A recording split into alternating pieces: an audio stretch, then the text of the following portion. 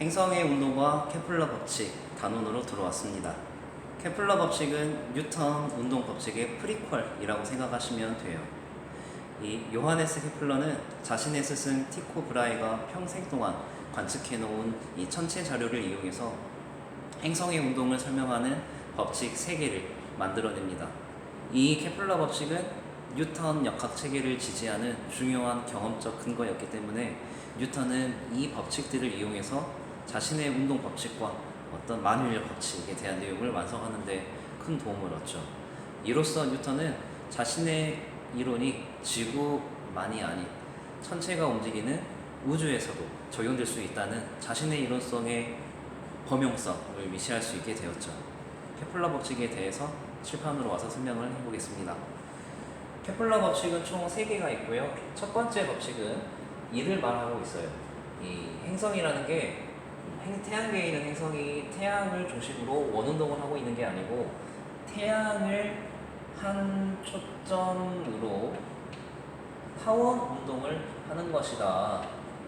이게 케플러 제1법칙입니다.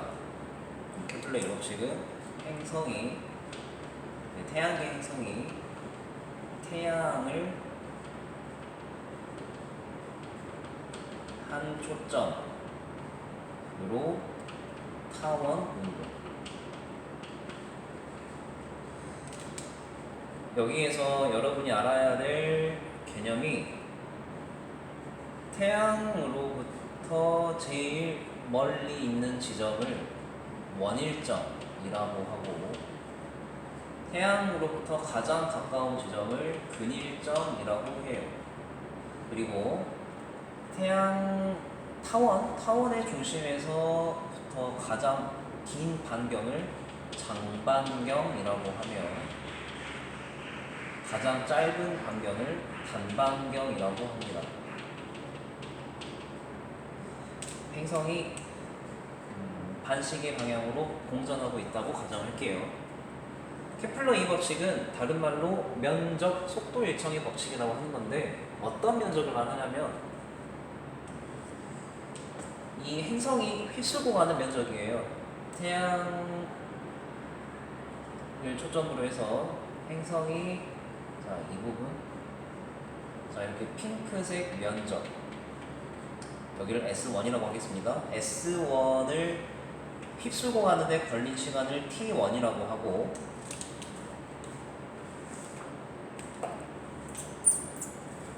행성이 근일점 근처에서 이렇게 주황색 주황색 면적을 S2라고 하고 S2를 휩쓸고 가는데 걸린 시간을 T2라고 할게요. 그때 면적 속도이기 때문에 S1을 휩쓸고 가는데 걸리는 시간은 S2를 휩쓸고 가는데 걸리는 시간 이 B가 같다라는 걸 의미합니다. 이건 철저히 케플러가 자료를 보고 그 자료의 귀납을 통해서 알아낸 사실이에요. 자, 이거를 근사식으로 설명을 다른 방식으로 해보겠습니다. 이걸 핑크색과 주황색 부채꼴이라 생각을 할게요. 자, 이 거리를 R1이라고 하고 그리고 이 핑크색 호의 길이를 L1이라고 하겠습니다. 그리고 여기 길이를 R2라고 하고 이 호의 길이를 L2라고 할게요. 그러면 부채꼴 S1은 정의 되기를 2분의 1 곱하기 부채꼴의 반경 곱하기 호의 길이 L1으로 근사가 되겠죠. 그리고 S2는 2분의 1 R2, L2가 되겠습니다. 자, 이거를 T1과 T2로 나누었어요. 자, 여기에서 원일점 근처를 지날 때의 행성의 속도를 V1이라고 하고 근일점 근처에서 지나는 행성의 공전 속도를 V2라고 한다면 자, 이 식은 이렇게 바뀌겠죠? 2분의 1 R1 T1분의 L1 여기에서 이 T1분의 L1은 V1일 거고 그리고 T2분의 L2는 V2가 될 거라서 자, 이거 2분의 1 다 약분시켜버리면 이런 관계식이 나오거든요. R1 곱하기 V1은 R2 곱하기 V2 이 관계식이 뭘 의미하느냐 이게 항상 일정이라는 거예요. 행성이 공전할 때 태양을 초점으로 그 거리와 속도의 곱이 일정하다. 그 말은 태양으로부터 가까운 지점에 올수록 반경이 짧은 만큼 속도가 빨라지고 태양으로부터 멀어지는 원일점 근처에서는 R이 길어지기 때문에 그만큼 속도가 느려진다. 다시 말해서 행성은 태양 근처에서 빨라지고 태양에서 멀어질수록 속도가 느려진다라는 걸 우리는 면적 속도 일정 법칙으로 말할 수 있는 겁니다. 이거를 뉴턴 운동 법칙으로 증명을 해볼게요. 자, 태양과 행성 사이에는 만유 인력이 작용하죠. 만유 인력 작용하는 힘이 이 방향이고 태양으로부터 행성까지의 반경이 향하는 벡터는 이 하얀색 방향이에요. 어때요? 반경 벡터와 힘 벡터가 평행을 이루고 있습니다. 그래서 이 행성에게 작용하는 돌림 힘은 반경과 힘의 벡터 곱인데 이 R과 F에 이루는 각이 180도이기 때문에 sin 180은 0이잖아요. 즉 돌림 힘, 이 행성이 타원 운동하는 데 있어서 외부에 작용하는 돌림 힘이 0이에요. 여러분 돌림 힘이 0이라는 거, 그 말은 이 물체의 각운동량, 시간에 대한 각운동량의 변화 역시 0이라는 것이고 그것을 달리 말하면 각운동량은 보존된다는 거죠. 그렇죠. 이 행성이 움직이는 데 있어서 각운동량은 일정하다는 겁니다. 각운동량의 변화량이 0이기 때문에. 자, 이 행성이 타원 운동하면서 휩쓸고 가는 면적을 dA라고 할게요. 자, 이때 dA는 정의되기를 2분의 1 곱하기 부채꼴이라 가정하시면 반경 R과 이 dR의 곱일 거예요. 면적 속도가 일정하다고 했으니까 이 식의 양변을 dt로 나눠 보겠습니다. 그러면 dt분의 da는 항상 일정일 거예요. 그리고 2분의 1r dt분의 dr은 이 선속도 v가 되겠죠. 자, 그리고 우리가 각운동량이라는 거는 반경과 선운동량의 벡터곱이었어가지고 크기만 따지면 RMV였습니다. 그렇죠? 그래서 이 식을 이렇게 바꿔볼게요. 여기에 M을 넣고 분모에 M을 넣으면 똑같은 식이죠? 이게 뭘로 바뀌어요? 2M분의 RMV, L로 바뀝니다. 결론은 뭡니까? 요거 면적 속도가 2M분의 L이라는 것인데 각운동량 L은 외부 돌림힘이 0이었기 때문에 항상 일정한 상수값이었고 행성의 질량 역시 상수값입니다. 그래서 면적 속도라는 게 항상 일정한 상수값이다라는 결론이 도출이 돼요. 어때요? 면적 속도 일정의 법칙, 뉴턴 운동 법칙으로 정확하게 설명이 되고 있는 거 확인할 수 있습니다. 그 다음 케플러 제3법칙 볼게요. 케플러 제3법칙은 다른 말로 조화의 법칙이라고 합니다. 이름이 왜 이렇게 붙여졌냐면 이 케플러가 이 3법칙 역시 귀납으로 알아낸 사실이 뭐였냐면 행성이 태양으로부터 떨어져 있는 거리, 즉 그 반경, 이 장반경을 A라고 했을 때 이 장반경의 세제곱에 비례하는 주기의 제곱값으로 행성이 주기 운동을 한다라는 거예요.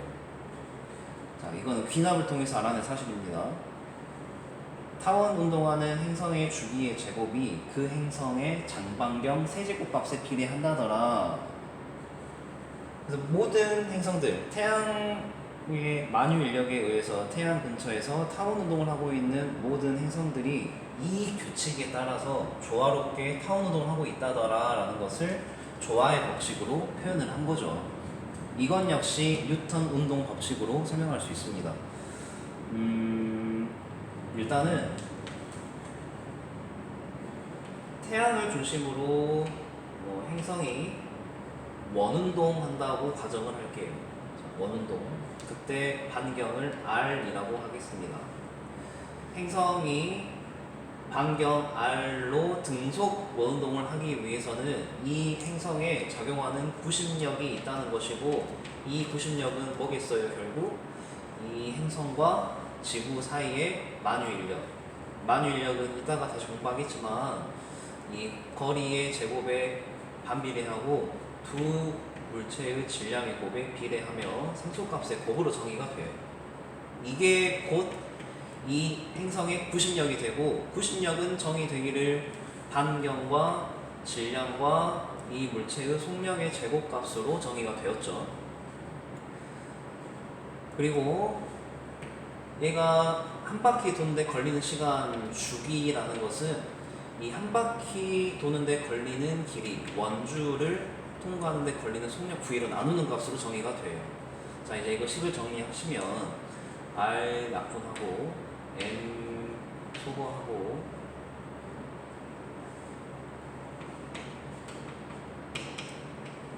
이 V 자리에다가, 자, 이거를 이렇게 바꿔볼 수 있겠네요. 여러분이 V는 T분의 2파이야. V 자리에다가 T분의 2파이를 집어넣으면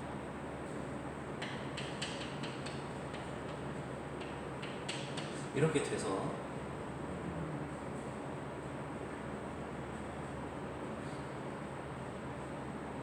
이거를 없었고, T 제곱은 GM분의 4파이 제곱 R 세제곱이라는 관계식이 나옵니다. 이 반경 R을 장반경 A로 바꿔버리면 주기의 제곱이 장반경의 세제곱에 비례한다라는 이 관계식과 유사한 형태가 나타나게 돼요. 네, 확인하셨죠?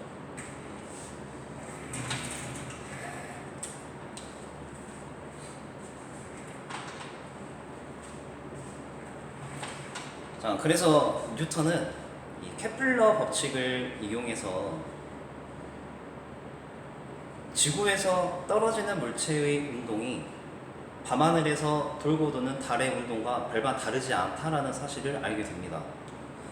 선생님이 이 법칙과 3법칙을 뉴턴 운동 법칙으로 증명하는 과정을 보여드렸는데, 이거는 어디까지나 뉴턴이 자기의 운동 법칙을 연역하여서 케플러 법칙을 설명한 거였지, 이거는 나중에 일이에요, 사실.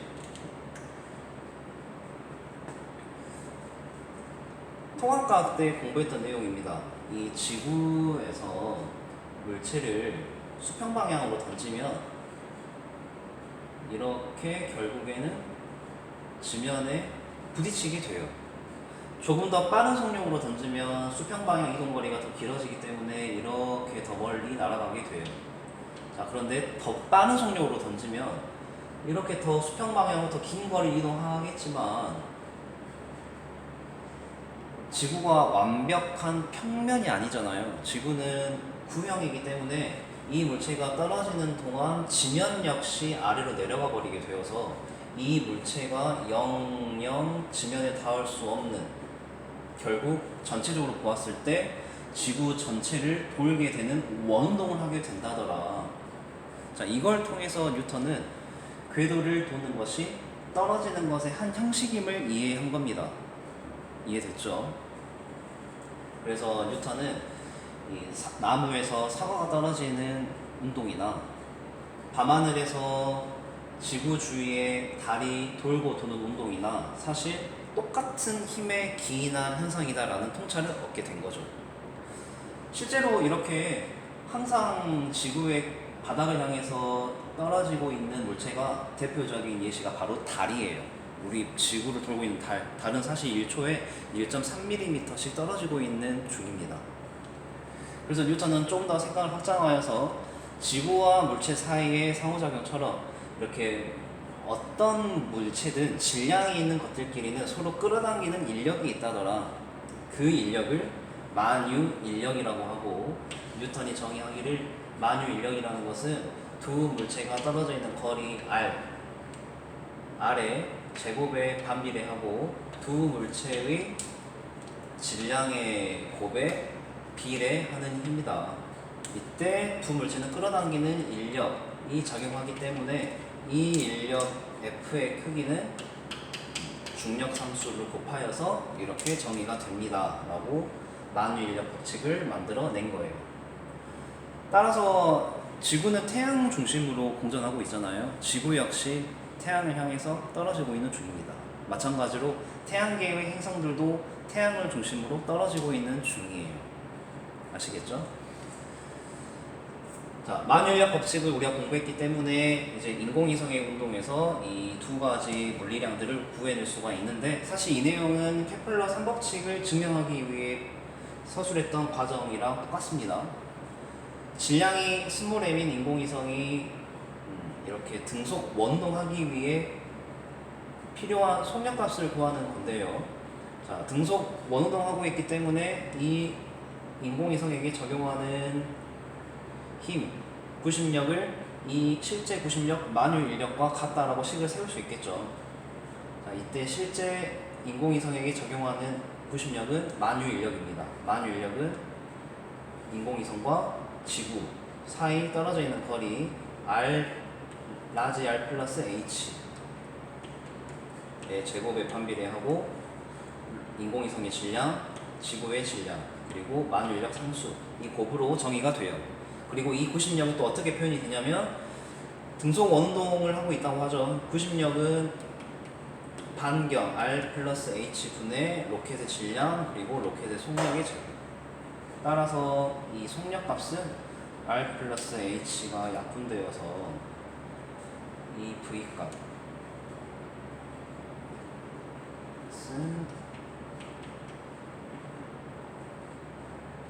m도 약분되죠.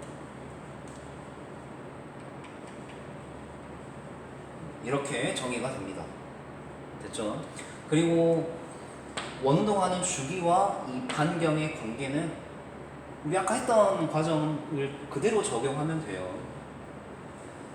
자, 주기라는 것은 한 바퀴를 도는데 걸리는 시간이기 때문에, 자, 이 주기 t는 속력분의 원주 길이, 원주는 반경에다가 2파이 곱한 거니까 여기 r 플러스 h 들어가겠죠. 자, 이 식 그대로 밑으로 내려오면